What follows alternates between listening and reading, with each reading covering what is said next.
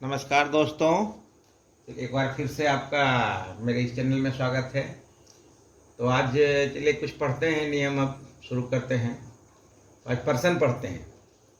Person a person है, PERSON। अंग्रेजी में पर्सन 3 प्रकार के होते हैं, फर्स्ट पर्सन, सेकंड पर्सन और third person. FIRST first, PERSON दूसरा, SECOND सेकंड, PERSON तीसरा, थर्ड THIRD थर्ड, PERSON।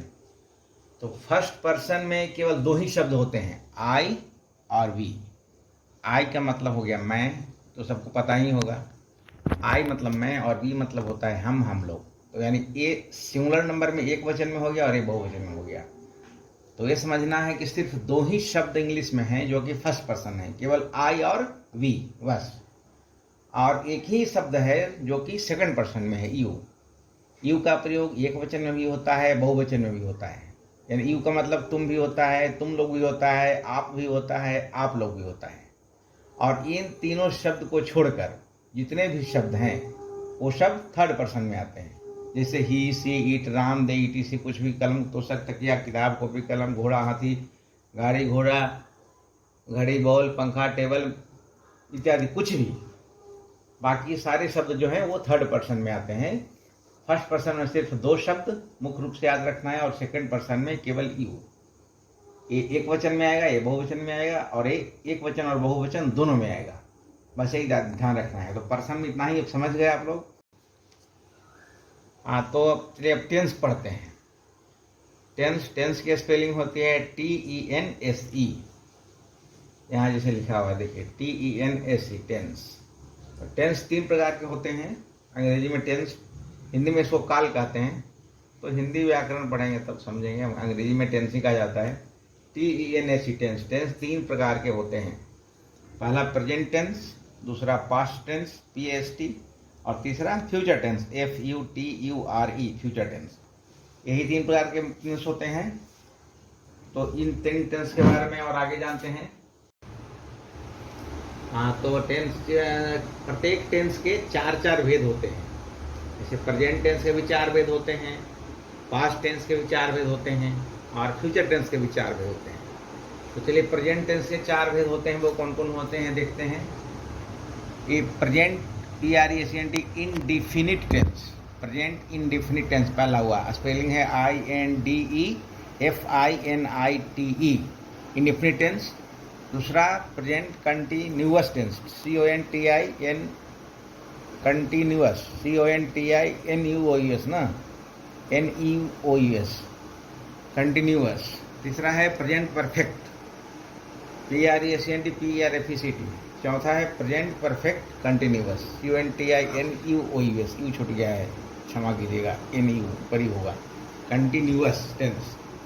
तो अब चलते हैं कि प्रेजेंट इंडेफिनिट टेंस कैसे पहचानेंगे। कोई भी बात प्रेजेंट इंडेफिनिट टेंस का है, इसको हम कैसे पहचान सकेंगे। प्रेजेंट इंडेफिनिट टेंस को सिंपल प्रेजेंट भी कहा जाता है। तो इसको पहचानेंगे कि जिस हिंदी वाक्य के अंत में मुख्य क्रिया में ता है, ती है, ता हूँ इत्यादि लगा रहे, उसे प्रेजेंट इंडेफिनिट टेंस का वाक्य कहते हैं। जैसे हिंदी वाक्य अंत में रहे और मुख्य क्रिया में रहे। मुख्य क्रिया का मतलब जैसे जाना, खाना, पीना, हंसना, रोना, उछलना, कूदना इत्यादि। जैसे मैं स्कूल जाता हूँ, यहाँ देखिए ताऊ लगा हुआ है, वह पढ़ाती है, तीय लगा हुआ है, सूर्य चमकता है, ताय लगा हुआ है, तारे टिमटिमाते हैं, तेह लगा हुआ है इत्यादि। तो इस ढंग के वाक्यों को प्रेजेंट इंडेफिनिट टेंस का वाक्य कहते हैं। अब इस ढंग के वाक्यों का अंग्रेजी अनुवाद कैसे बनाएंगे उसका नियम जानते हैं। प्रेजेंट इंडेफिनिट टेंस के वाक्यों का पहचानने का नियम तो आपने समझ लिया कि जैसे हिंदी वाक्य के मुख्य क्रिया के अंत में ता है, ती है, ते है, ताहू इत्यादि रहेगा, तो उसे प्रेजेंट इंडेफिनिट टेंस का वाक्य कहेंगे। लेकिन या सिंपल प्रेजेंट भी कहते हैं। प्रेजेंट इंडेफिनिट को सिंपल प्रेजेंट भी कहा जाता है। लेकिन अब है कि उस ढंग के वाक्यों का अंग्रेजी अनुवाद कैसे बनाएंगे। तो यहाँ प्रेजेंट इंडेफिनिट टेंस के वाक्यों का अंग्रेजी अनुवाद बनाने का नियम, क्या नियम है भाई। पहले सब्जेक्ट लिखेंगे, जो सब्जेक्ट का अनुवाद करेंगे। उसके बाद क्या लिखेंगे, वर्ब का पहला रूप। वर्ब का पहला रूप का मतलब हुआ कि जैसे गो मतलब अगर जाना हुआ तो गो का गो ही होगा। ईट मतलब खाना हुआ तो ईट का ईट ही होगा। प्ले मतलब दौड़ना है तो प्ले का प्ले ही होगा। यानी कि उसमें कोई परिवर्तन नहीं करना है, पहला रूप लिखना है। उसके बाद ऑब्जेक्ट लिख देना है, यानी कि जो उस वाक्य में कर्म रहेगा तो लिखना है, नहीं रहेगा तो नहीं लिखना है, प्लस अदर्स। अदर्स मतलब अन्य, दूसरा कुछ उससे कुछ और रहे उसमें तो उसका अनुवाद करना है। लेकिन एक नोट में क्या है, उसमें ध्यान रखना है कि अगर वाक्य थर्ड पर्सन के सिंगुलर नंबर के सब्जेक्ट रहने पर मुख्य क्रिया में आवश्यकता अनुसार एस या एस लगाया जाता है। ये नोट में याद रखना है कि अगर वाक्य वाक्य का जो सब्जेक्ट रहेगा, अगर वाक्य का जो सब्जेक्ट रहेगा वो थर्ड पर्सन का सिंगुलर नंबर रहेगा तो मुख्य क्रिया में क्या करेंगे, आवश्यकता अनुसार एस या एस लगा देंगे। वो इसलिए क्योंकि कहीं किसी किसी शब्द के साथ एस लगता है और किसी किसी शब्द के साथ एस लगता है, उसका नियम भी बाद में बताऊंगा। तो इसलिए यहाँ ऐसा लिखा है कि आवश्यकता अनुसार एस या एस लगाया जाता है। जैसे मैं स्कूल जाता हूँ तो यहाँ पे मैं करता हो गया, मैं फर्स्ट पर्सन है तो फर्स्ट पर्सन है तो सीधा केवल सब्जेक्ट आई हो गया। फिर सब्जेक्ट भर्ब का पहला रूप जाना, जाना भर्ब हुआ, जाना, खाना, हंसना, रोना, उछलना, कूदना। ऐसे समझिए कि जिसके अंत में ना लगा हुआ हो ना, ऐसे पढ़ना, लिखना, उछलना, कूदना, खाना, सोना, पीना, उठना, बैठना, ये सब मुख्य क्रिया होती है, भर्ब होता है। तो उसमें अगर ताहे तीहे लगता है ना तो वह प्रेजेंट इंडेफिनिट टेंस का वाक्य कहलाता है। तो जिससे जाना का बन गया आई गो हो गया, और किसी भी जाने के पहले वो कहीं जाना होता है उसके पहले टू का प्रयोग करते हैं, तो आई गो टू स्कूल हो गया। वह अंग्रेजी पढ़ाता है। अब यहाँ देखिए, यहाँ वह क्या है, ये कौन सा पर्सन है, कौन सा पर्सन है बोलो तुम? Third person. कौन सा नंबर है? थर्ड पर्सन का सिंगुलर नंबर। सिंगुलर नंबर यानी कि एक वचन। तो जब थर्ड पर्सन का सिंगुलर नंबर, यहाँ देखो लिखा हुआ है नोट में कि जब सब्जेक्ट थर्ड पर्सन का सिंगुलर नंबर रहे, सब्जेक्ट रहने पर क्या करते हैं, मुख्य क्रिया में एस या एस लगा देते हैं।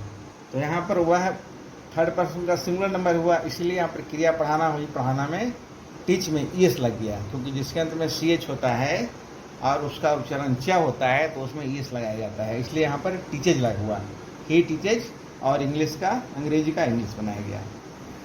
तारे आकाश में टिमटिमाते हैं, तो यहाँ पर तारे सब्जेक्ट हो गया।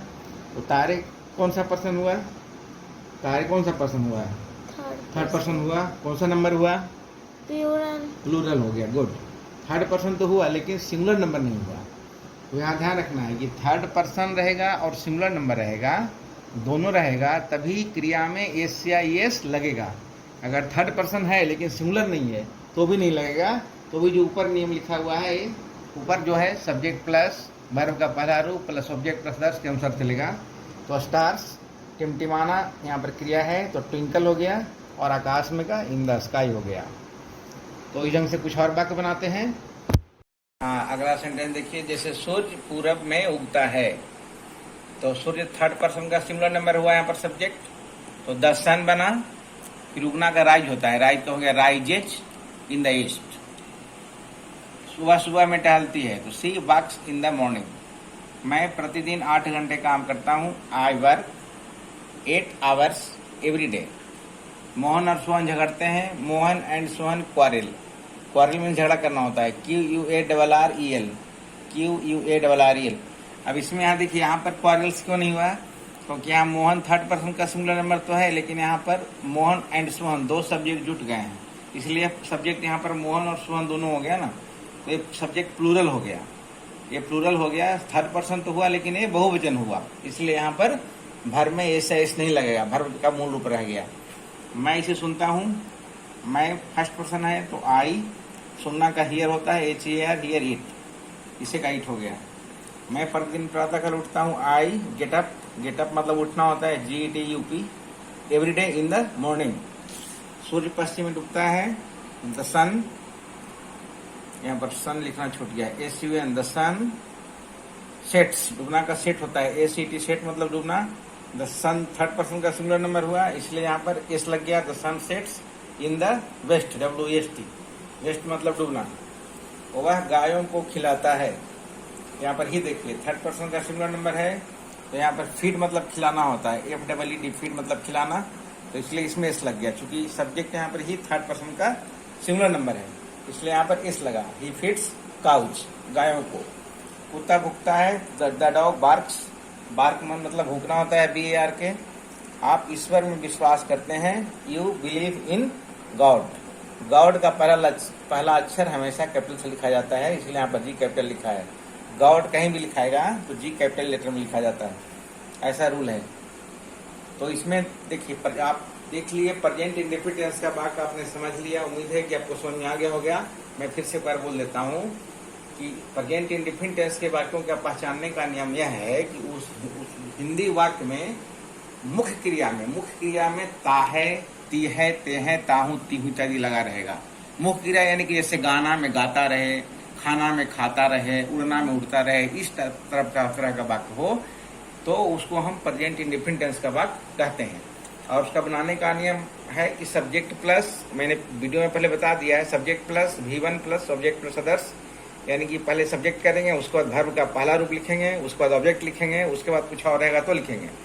उसमें नोट में ही है कि अगर सब्जेक्ट थर्ड पर्सन का सिंगुलर नंबर रहेगा तो उस मुख्य जो वर्ब है, मेन वर्ब है, उसमें आवश्यकता अनुसार एस या एस लगाया जाता है। और अगर सब्जेक्ट थर्ड पर्सन का सिंगुलर नंबर नहीं रहेगा तो उसमें एस या एस नहीं लगाएंगे, वह मूल रूप में रह जाएगा। जैसे यहाँ पर मैं है तो मैं फर्स्ट पर्सन है, इसलिए यहाँ पर वर्क का वर्क हो गया, इसमें कोई ऐसा नहीं लगेगा। ये ध्यान रखना है। आज के वीडियो में बस इतना ही। शुभ रात्रि। अब अगली कुछ जानकारी लेंगे अगले वीडियो में। जब तक के लिए धन्यवाद। Thank you so much.